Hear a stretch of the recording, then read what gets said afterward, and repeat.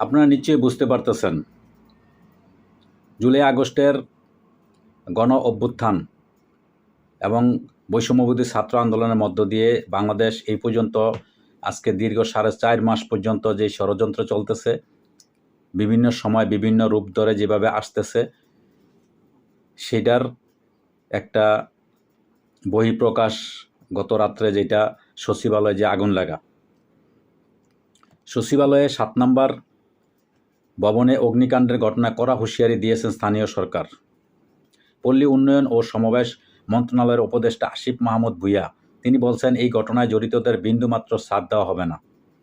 আজ বৃহস্পতিবার 26শে ডিসেম্বর সকালে সামাজিক মাধ্যম ফেসবুক দেয়া এক পোস্টে আসিফ মাহমুদ দাবি করেন, বিগত সময় স্থানীয় সরকার পল্লী উন্নয়ন ও সমবায় মন্ত্রণালয়ের অর্থে লুটপাট ও দুর্নীতির বিরুদ্ধে কাজ চলমান ছিল। কয়েক হাজার কোটি টাকা লুটপাটের প্রমাণ পাওয়া গিয়েছিল, যা নিয়ে তদন্ত চলছিল।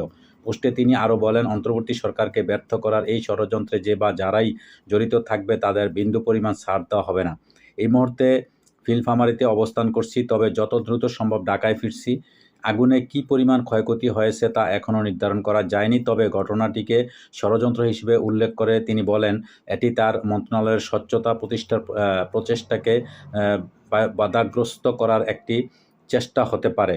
উল্লেখ্য, সচিবালয়ের 7 নম্বর ভবনে রয়েছে যুব ও ক্রীড়া মন্ত্রণালয়, ডাক টেলিযোগাযোগ ও তথ্য প্রযুক্তি মন্ত্রণালয়, স্থানীয় সরকার, পল্লী উন্নয়ন ও সমবায় মন্ত্রণালয়, শ্রম ও কর্মসংস্থান মন্ত্রণালয়, অর্থ মন্ত্রণালয়, সড়ক পরিবহন ও সেতু মন্ত্রণালয়ের বিভিন্ন বিভাগ। আপনারা নিশ্চয়ই বুঝতে পারছেন, এখানে অতীতে যে সরকার বিভিন্ন রকমের দুর্নীতি হয়েছে, দুর্নীতির এখানে হাজার হাজার কোটি টাকা এগুলা যে লুটপাট হয়েছে সেটির নথিপত্র অবশ্যই আছে এই জায়গায়, যার জন্য সেটা ষড়যন্ত্র হিসাবে দেখছেন আমাদের উপদেষ্টা আসিফ মাহমুদ। তো যাই হোক, পরবর্তীতে দেখা যাবে। ফায়ার সার্ভিসের তথ্য অনুযায়ী বুধবার 25শে ডিসেম্বর দিবাগত রাত 1:52 আগুন লাগার খবর পাওয়া যায়।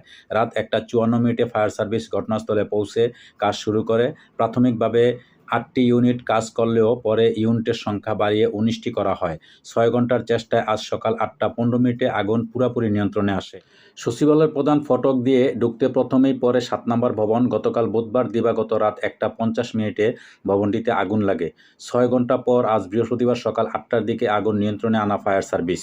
আজ সকাল 9:30 7 নম্বর ভবনের চারপাশ দেখা যায় ছড়িয়ে ছিটিয়ে আছে জানালা ভাঙ্গা গ্লাস। আগুনে ভবনের 6 থেকে 8 তলা পুড়েছে। ভবনের চারদিকে ফায়ার সার্ভিসের ছিটানো পানি, কয়েকটি কবুতর মরে পড়ে আছে। ভবনের ভিতরে কাউকে ঢুকতে দিচ্ছে না আইনশৃঙ্খলা রক্ষাকারী বাহিনী। আগুন নেভাতে গিয়ে তাদের পদে পদে প্রতিবন্ধকতার মুখে পড়তে হয়েছে। সচিবালয়ের ফটক দিয়ে ফায়ার সার্ভিসের গাড়ি ভিতরে ঢুকানো বেশ বেগ পেতে হয়েছে।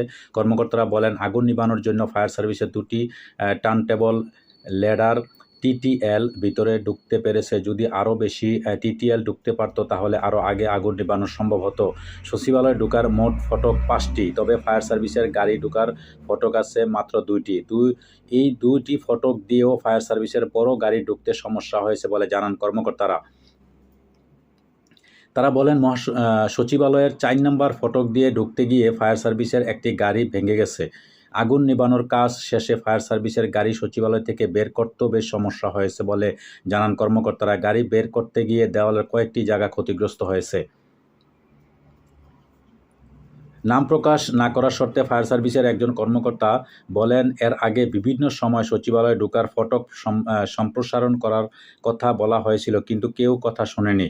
কর্মকর্তারা বলেন, আগুন ছড়িয়ে পড়ার একটি বড় কারণ হলো মন্ত্রণালয়গুলো কাঠ দিয়ে সৌন্দর্যবর্ধনের কাজ করছে। এটি যখন করা হয় তখন নিষেধ করা হয়েছিল, কিন্তু কাঠ দিয়ে সৌন্দর্যবর্ধনের কাজ করা হয়। এছাড়া মন্ত্রণালয়ের প্রতিটি রুম ছিল বন্ধ, তালা ভেঙে জানালা ভেঙে ভিতরে ঢুকতে হয়েছে।